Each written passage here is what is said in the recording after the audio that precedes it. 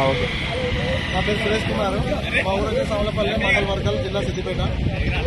Already మా భూమిలోకి వెళ్ళి ఈ కొండపోచమ్మ కాలువలు ఆల్రెడీ తీసారు. దానికి ఇంతవరకు ఒక నష్టపరిహారం లేదు. 4 గుంటలు తీసారు, దానికి ఇంతవరకు ఒక నష్టపరిహారం లేకుండా అసలు రైతులు ఎవరు పట్టించుకునే రాత్రులు లేకుండా పోయింది. అసలు ఆల్రెడీ సిద్దిపేట గజ్వేల్ నియోజకవర్గం కొండపోచమ్మ, మల్లన్న సాగర్ ఇవ్వండి, ఈ ఆల్రెడీ భూ నిర్వాసితులు ఈ రైతులు మొత్తం అక్కడ వాళ్ళను అడ్డగోలుగా మొత్తం బిచ్చగాళ్ళని చేసి మొత్తం ముట్రాజపల్లిలో జాగరించి వాళ్ళకి ఆ జాగా టైటానిక్ పడవ లేకుండా ఎప్పుడు మునిపోతుందో తెలియదు.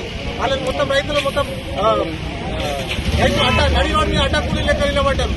అసలు రైతులకు అసలు గత్యంతరం లేకుండా పోయింది. రైతులను ఆదుకునే నాదుడే లేడా ఈ కేంద్ర రాష్ట్ర ప్రభుత్వాలు ఏం చేస్తున్నాయి? అసలు కోమటిరెడ్డి వెంకటరెడ్డి దగ్గరికి మొన్న ఉగాది